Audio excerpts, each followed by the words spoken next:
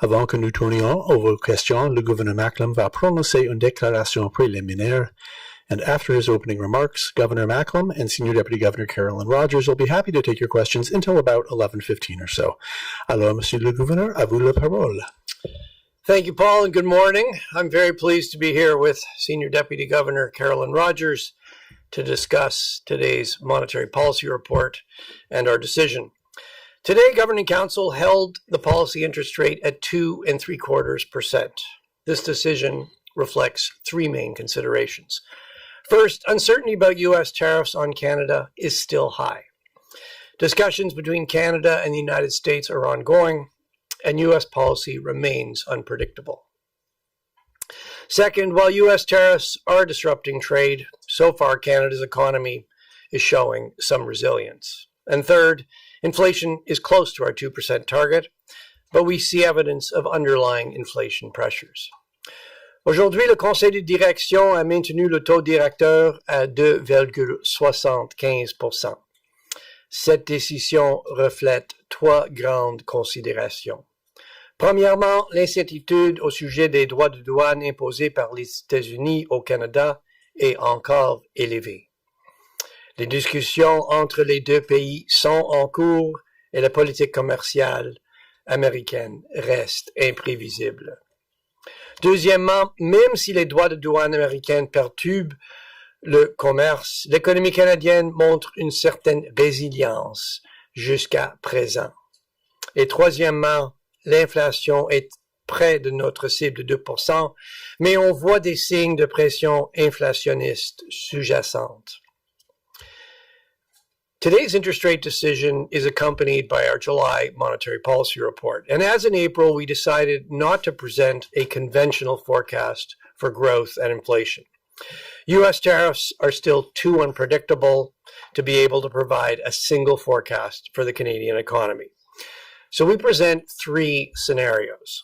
The first is what we're calling our current tariff scenario, and it represents a view of how growth and inflation would evolve if the trade arrangements currently in place or agreed were to remain.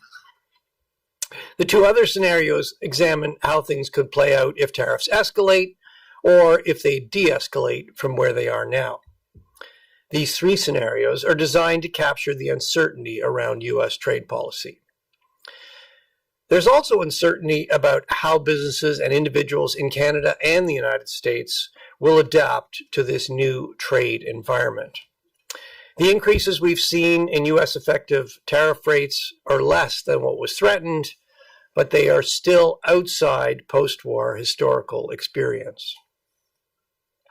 So in addition to using scenarios to help guide monetary policy, we've stepped up our regional outreach to help understand the impacts of tariffs and uncertainty across the country. And we're adding questions to our surveys of Canadian households and businesses. I want to underline that the lack of a conventional forecast does not impede our ability to take monetary policy decisions. But the unusual degree of uncertainty does mean we have to put more weight on the risks. We're looking at over a shorter horizon than usual, and we are ready to respond to new information. So let me provide some details on what we've seen since June. Some tariff agreements have been negotiated between the United States and its trading partners, and that has reduced the risk of a severe and escalating global trade war. Unfortunately, the tariffs in those agreements also suggest the United States is not returning to open trade. So far, the global economic consequences of U.S. trade policy have been less severe than feared. U.S. tariffs have disrupted trade in major economies, and this is slowing global growth, but less than many anticipated. While growth in the U.S. economy looks to be moderating, the labor market has remained solid. And in China, lower exports to the United States have largely been replaced with stronger exports to other countries. In Canada, we had robust growth in the first quarter of 2025, mostly because firms were rushing to get ahead of tariffs. In the second quarter, the economy looks to have contracted as exports to the United States have fallen sharply, both as payback for the pull forward and because tariffs are dampening U.S. demand for our goods. Growth in spending by Canadian businesses and households is being restrained by uncertainty, and new U.S. tariffs are having profound impacts on directly affected sectors. A number of economic indicators suggest that excess supply in the economy has increased since January. Nevertheless, the Canadian economy is showing some resilience so far. A number of surveys suggest consumer and business sentiment is still low, but it has improved. And in the labor market, we're seeing job losses in the sectors that rely on U.S. trade, but employment has kept growing in other parts of the economy. The unemployment rate has moved up modestly to 6.9%. In our current tariff scenario, growth resumes following the second quarter contraction. GDP growth is about 1% in the second half of this year as exports stabilize and household spending increases gradually. The scenario then has growth picking up further in 2026 and reaching close to 2% in 2027, although the path for GDP is permanently lower owing to tariffs. Turning to inflation, CPI inflation has been pulled down by the elimination of the carbon tax and is just below 2%. However, a range of indicators suggest underlying inflation has increased from about 2% in the second half of last year to around 2.5% more recently. This largely reflects an increase in non-energy goods prices. Shelter cost inflation remains the biggest contributor to CPI inflation, but it continues to ease. Surveys indicate businesses' inflation expectations have fallen back after rising in the first quarter, but consumers' expectations have not come down. In the current tariff scenario, there are a number of offsetting upward and downward forces at play, which we outline in detail in the Monetary Policy Report. If I try to boil it all down for you, there are reasons to think that the recent increase in underlying inflation will gradually unwind. The Canadian dollar has appreciated, and that reduces import costs. Growth in unit labor costs have moderated, and the economy is in excess supply. But at the same time, tariffs are imposing new costs, which will be gradually passed through to consumers. In the current tariff scenario, the upside and downside pressures roughly balance out, so inflation remains close to 2%. The picture is somewhat different when we look at the alternative scenarios. In the de-escalation scenario, lower tariffs improve the growth outlook and reduce the direct cost pressures on inflation. In the escalation scenario, higher tariffs weaken the economy and increase direct cost pressure.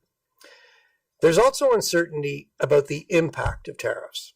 Many businesses report they are facing costs related to finding new suppliers and developing new markets. These costs are difficult to evaluate, and they could add upward pressure to consumer prices. We will be following tariff developments closely and assessing indicators of underlying inflation. Lors de cette décision, le consensus était clair. Laisser le taux directeur inchangé. Le Conseil a aussi convenu qu'il faut procéder avec prudence, en portant une attention particulière aux risques et aux incertitudes qui touchent l'économie canadienne. On va continuer d'analyser l'évolution et la force des pressions sur l'inflation, celle à la baisse due à l'affaiblissement de l'économie et celle à la hausse découlant de la montée des coûts en raison des droits de douane et de réorganisation du commerce. Si l'affaiblissement de l'économie fait peser des pressions à la baisse supplémentaires sur l'inflation et que les pressions à la hausse sur les prix dus aux perturbations commerciales sont contenues, on pourrait devoir baisser le taux directeur.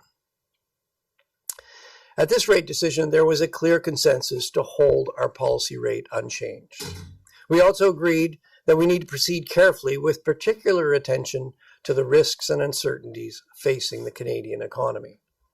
These include the extent to which higher U.S. tariffs reduce the demand for Canadian exports, how much this spills over into business investment, employment, and household spending, how much and how quickly increases from tariffs and trade disruption are passed on to consumer prices, and how inflation expectations evolve. We will continue to assess the timing and strength of both the downward pressure on inflation from a weaker economy and the upward pressure on inflation from higher costs related to tariffs and the reconfiguration of trade.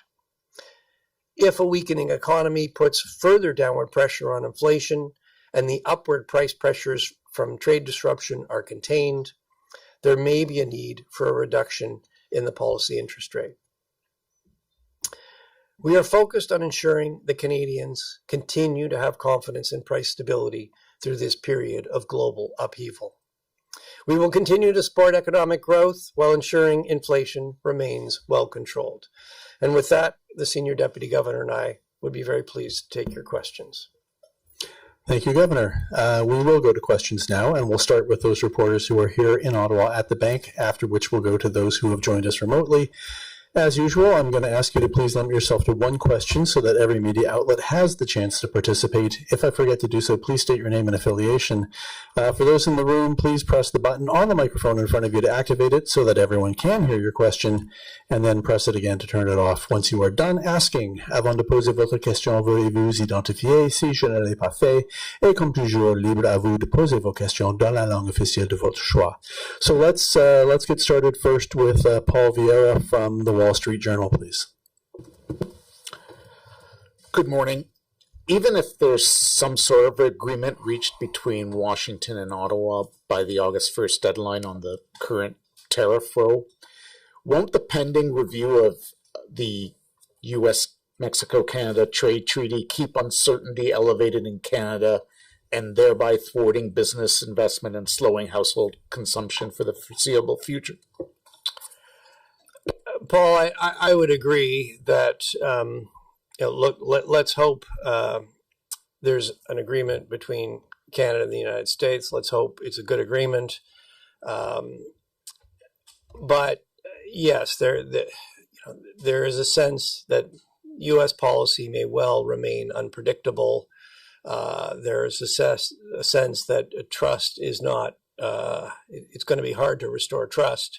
So yes, I think some level of uncertainty will continue, and in the scenarios, particularly the current tariff scenario and the escalation scenario, we do have a fair amount of uncertainty through much of the projection. It does diminish over time, but it's not falling off quickly in that current tariff scenario. In the de-escalation scenario, there is some reduction of uncertainty, but we don't eliminate it. There is still an uncertainty effect. Okay, next we'll go to Greg Quinn from Market News. Go ahead, Greg. Hello. Even though there's some mention of a possibility of a need to cut rates if trade gets worse, the central projection has core inflation above 3% on a quarterly basis through the rest of this year. How significant a barrier is that kind of sticky trend inflation to providing relief to Canadians? Well, just coming to the decision we just took, one of the reasons why we held the policy rate unchanged is because, yes, we have seen some additional pressures in underlying inflation. Core measures, the trim mean, trim median have been running around 3. If you look at a broader range of core measures, they're closer to, they've all moved up. They tend to be a bit lower than trim and median, our preferred measures. So yes, that has got our attention. And going forward, we are going to be watching closely what happens with those pressures on underlying inflation. As I mentioned, some of the factors that may be causing that increase should unwind. The Canadian dollar is appreciated after depreciating. That should pull import costs down. Unit labor costs, wage growth has decelerated. And the economy is in excess supply. We think the economy contracted in the second quarter. So those things are all going to put downward pressure. Now, tariffs. We're just starting to see the effects of the tariffs and the countermeasures in CPI inflation. You can see it a little bit in food. There's probably some more to come there, so that's going to put some upward pressure. So we're going to be gauging closely those upward and downward pressures. I think the message overall, Greg, is monetary policy is going to continue to support the economy while ensuring that inflation remains well controlled. That's what's on our mind. That's what will guide our decisions. Next, I'll call on Kevin Carmichael from The Logic, please. Good morning. My question is, I think, would be a follow-up to Greg's.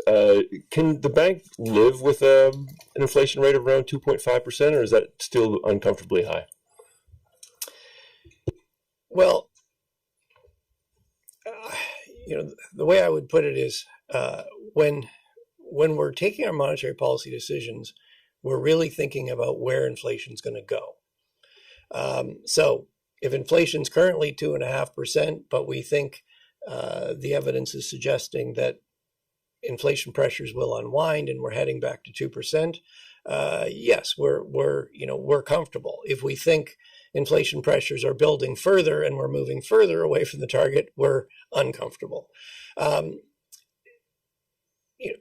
One of the messages today is, it's hard to be as forward-looking as usual when you've got an unusual amount of uncertainty. And that's why we presented three scenarios. And you can see that the inflation outturn is different in those different scenarios. And the reason we presented three scenarios is, against a background of unusual uncertainty, we need to be thinking more about the risks. So as we're thinking about policy, we're not thinking about a single forecast. We're thinking of a range of scenarios. We've had to shorten our horizon. Hopefully, things will get clearer. We can revert back more to normal. But we'll see exactly when that happens. Next, I've got Mark Rendell from the Globe and Mail, please. Hi, Governor and Senior Deputy Governor. Thanks for the question. So in the NPR, you talk about the effective tariff rate on Canadian goods increasing by 5 percentage points, but you don't state what the baseline was for that. So I'm wondering, first of all, what is the bank's estimate of the current effective tariff rate on Canadian goods entering the U.S.? And secondly, how did you come up with the estimate that 95% of Canadian goods can become USMCA compliant? Sure, I'll tackle that one, Mark. So there we go. So to your first question, really, the short answer to the effective tariff rate of 5%. Where was the baseline? It was close to zero, it's just barely above zero. How we get there, we look at the U.S.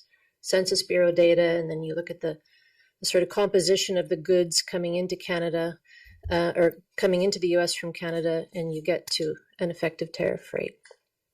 And that's about 5%. Yeah.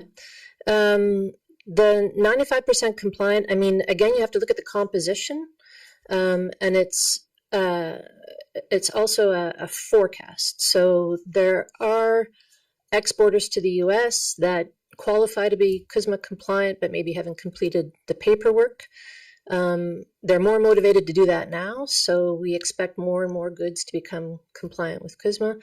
And again, you have to look at the composition. So, and the composition not just of the firms that are exporting and whether they're compliant, but the total of goods that are going into the U.S. market. Yeah, I just underline, Mark, these are scenarios. They're based on a lot of assumptions. The situation is fluid. Canada and the United States are, those discussions are ongoing. We'll see where they land. The reason to put out scenarios is really to reflect the fact that there is more than one outcome here. Okay, next let's go to Pramit Mukherjee from Thomson Reuters. Thanks, Paul. Good morning, Governor and Deputy Governor. What I wanted to ask is, in your current tariff scenario, Do you think that if inflation and the GDP evolves the way you have projected, will there still be a need for a rate cut this year? So you want to know where rates are going, basically. Okay, look, let me say three things. I mean, the first obvious thing to say is, I mean, we're going to take our decisions one decision at a time, and our future decisions are going to depend what happens in the future. But look, I can say three things. I think the first message is situation hasn't changed that much since our last decision. We continue to proceed carefully. Given the unusual amount of uncertainty, we're continuing to put more weight on the risks, and we're ready to respond to new information. The second thing I would say is we have been very clear about what we're watching most closely, what we're particularly focused on. And those are the four things I outlined. We're looking, how much are U.S. tariffs impacting our exports? How much is the weakness in exports spilling over into business investment, into employment, and into household spending? How quickly, how big are those direct costs? How quickly are those getting passed through to consumer prices, and what's happening with inflation expectations? And then the other thing we've said is that, looking ahead, if the weakness in the economy creates further downward pressure on inflation, and those upward pressures from tariffs and trade disruption are contained, there could be a need for a further cut in our interest rate. So I think that gives you, a sense of how we're assessing the situation. What are we going to be doing? Like everybody else, we're going to be following the developments in terms of the Canada-U.S. trade relationship very closely. We're going to be looking at those upward and downward pressures. We've given quite a bit of detail about the various indicators of underlying inflation that we're looking at. And, as I said previously, I think what you can count on us for is we will continue to support the economy while ensuring inflation remains well controlled. Okay, let's come over to this side of the room now. I'm going to call on Jordan Gowling from the Financial Post next. Morning. You are not expecting a recession this year under the current tariff scenario, with a contraction in second quarter, but positive growth starting in the third quarter. What are the factors you are considering when we're talking about that bounce back starting in the third quarter? Yeah. So the first thing to stress is that the quarterly profile of GDP is being very affected by these big swings in exports related to the tariffs. So first quarter GDP in Canada is boosted quite a bit because exporters were trying to get ahead of the tariffs, and U.S. importers were also trying to get goods from Canada ahead of the tariffs. So you saw GDP growth in the first quarter was boosted by a surge in exports, 2.2% growth the first quarter. In the second quarter, you're getting the payback from that. You pulled all the exports forward. There's very little exports in the second quarter, so you're going to see a very sharp decline in exports in the second quarter.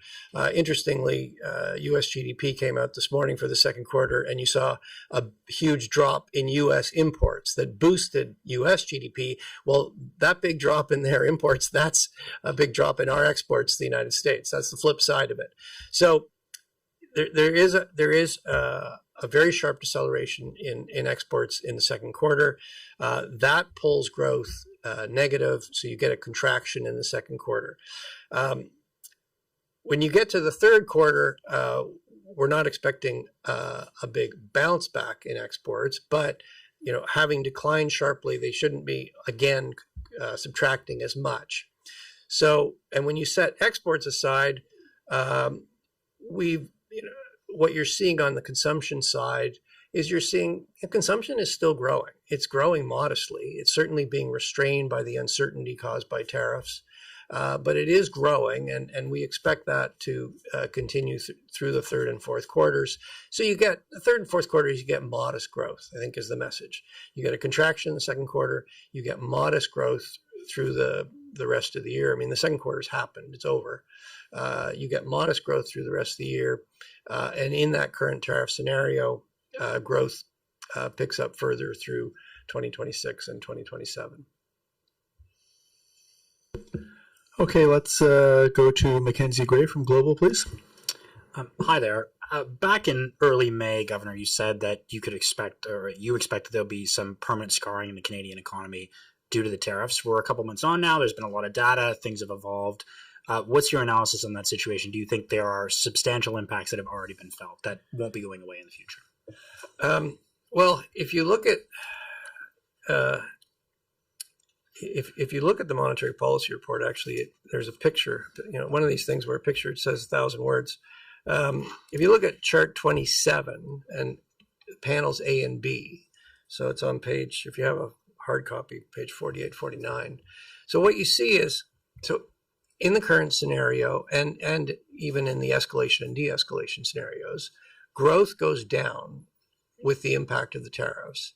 Growth eventually gets back to around 2%, but growth goes down, it gets back to 2. It doesn't go above 2. So what that means is that the economy is on a permanently lower path.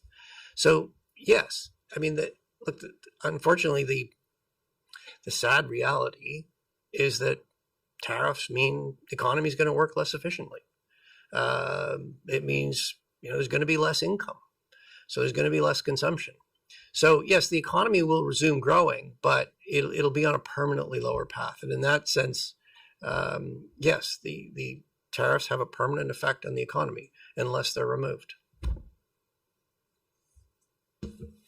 Right, let's go to Rachel Ayo from CTV next, please. Hi, thank you. So Ontario Premier Doug Ford has just come out and said that he is shocked by this decision and he is calling on the bank to cut interest rates now. How would you respond to that? Well, I haven't seen his comments, but look, we take our decisions independently of the political process. We take them based on our best judgment as to the interest rate setting that will fulfill our mandate. And I think I would underline that the experience of the last few years has really highlighted just how much Canadians don't like inflation. We will support the economy through this period of upheaval, but at the same time, we are going to make sure that an inflation problem, a tariff problem, does not become an inflation problem. Let's go to Randy Nantong Knight from Bloomberg, please. Does the bank see settlement balances currently headed to a level that would require you to bring forward purchases of treasury bills? Is that something you're considering? Sorry, can you repeat the first part of the question? Does the bank see settlement balances currently headed to a level that would require you to bring forward planned purchases of treasury bills? I'm assuming you're talking about our settlement balances, and yeah. I mean, our plan that we've shared in previous press conferences on settlement balances hasn't changed. We're on a continued trajectory down. We still think we'll settle somewhere between $50 and $70 billion at the end of the day. We're getting closer to that number, Randy, but we've got a ways to go yet. So there's no change. The bottom line is that we don't have any change to our plans right now. Okay, and I'm just going to check at the back. Craig, did you? Yep. Okay, Craig Lord from Canadian Press, please. Hi, governors. You've talked about the economy showing some resilience. We are seeing some industries, steel producers, taking a heavy hit from these tariffs, though. How does the Bank of Canada make sure that sectoral weakness in the economy doesn't spread to become broader and spread to other industries? So yes, just to elaborate on the first part, U.S. tariffs are having a profound impact on the sectors they've been directly applied on. So, steel and aluminum, 50% tariff, having a very direct, severe effect. When we say the economy is showing some resilience overall, what we're saying is that when you look beyond the directly affected trade-sensitive sectors and you look at the rest of the economy, it is it is continuing to grow. If you look at employment outside of sectors heavily dependent on U.S. Employment in the rest of the economy has continued to expand. As I mentioned in a previous question, consumption growth is modest, but it is continuing to grow. So, look, the economy is weaker, but it's not sharply weaker.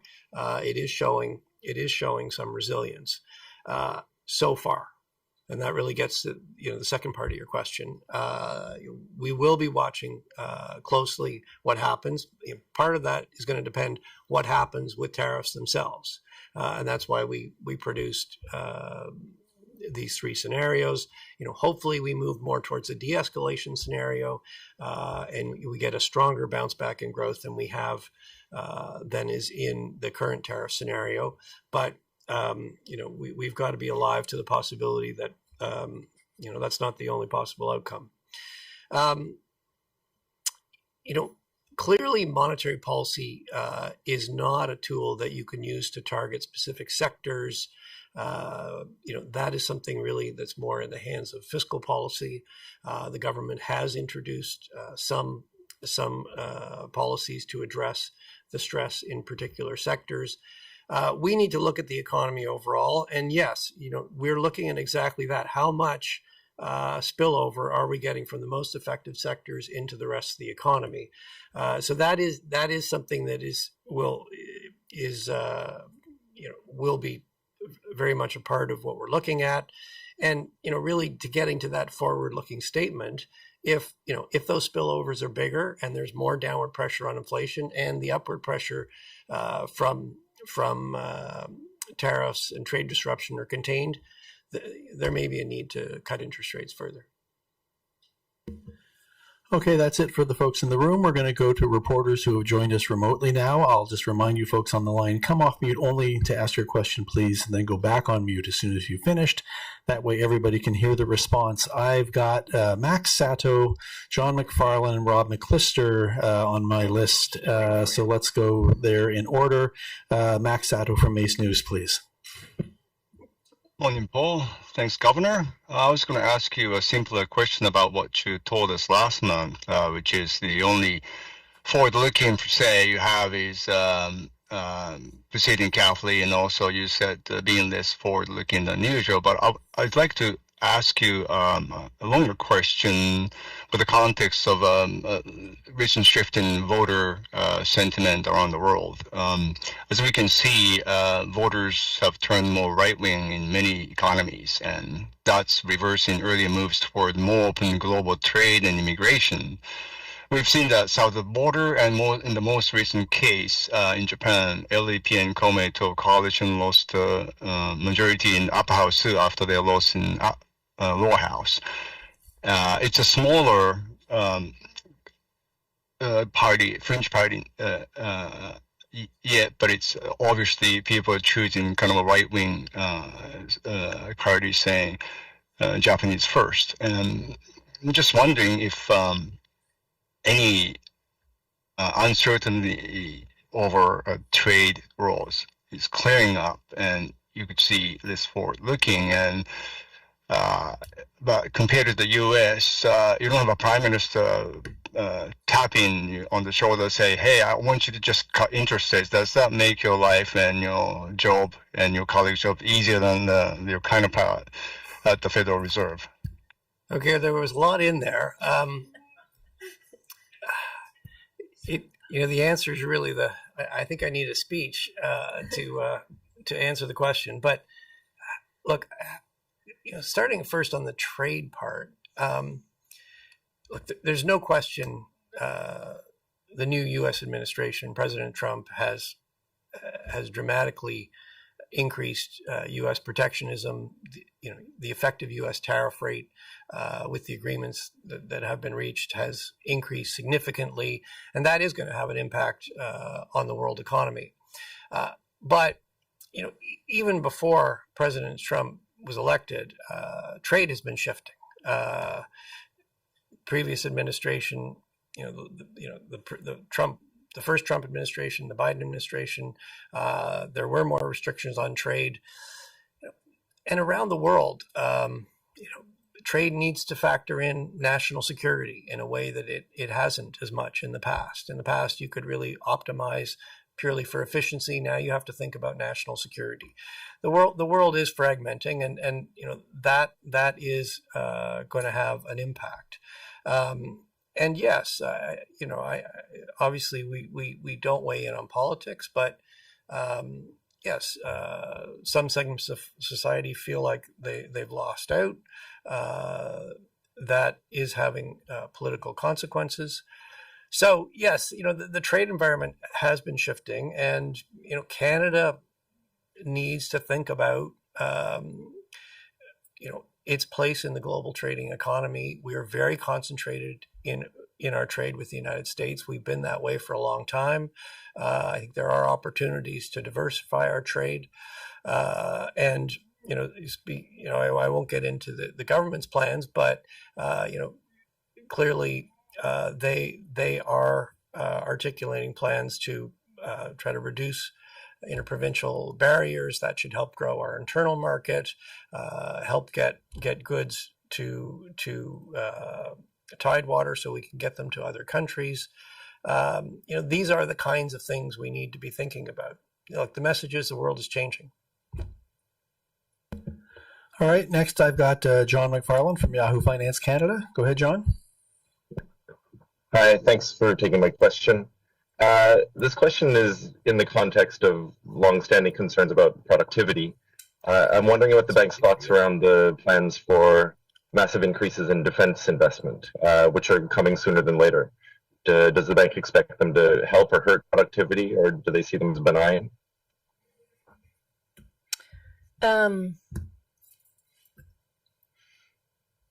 It probably depends how they play out. I think in the long run, they probably will help productivity. I mean, ideally, what we want to see is those investments in our own economy, so that they build our own capacity. They generate some economic activity within Canada. So that effect won't be immediate. Those things take a long time to play through the economy. But yeah, there is. We can be optimistic that that'll be net positive to productivity. Okay, and finally, I've got Rob McClister from Mortgage Logic News. Rob. Good morning. With markets pricing in roughly 4 Fed cuts in the next 12 months, I'm wondering if you could help lay people understand how the bank factors in Fed cuts in general. So in other words, assuming the effective tariff rate persists at around 5% or so, and other things equal, how much could Fed cuts indirectly stimulate inflation in Canada, making easing potentially less necessary here? Well, my short answer to that is we have a flexible exchange rate, so that we can gear monetary policy to the needs of the Canadian economy, and I'm confident the Federal Reserve will gear monetary policy to the needs of the U.S. economy. We've obviously reduced interest rates quite a bit more than the Fed. Our economy was weaker through last year. As we reduced rates, we were seeing actually economic activity pick up with inflation around 2%. Of course, the situation has changed with new U.S. tariffs. But yes, we'll watch closely what the Fed does, and that's something that we will take into account in terms of our own monetary policy. But I mean, I think the best thing the Fed can do for us is to do a good job managing monetary policy in the United States. And with that will wrap up today's press conference. So thank you, Governor Macklem, Senior Deputy Governor Rogers, and thanks to all of you out there for spending time with us today. See you in September. Have a good summer. Thanks very much.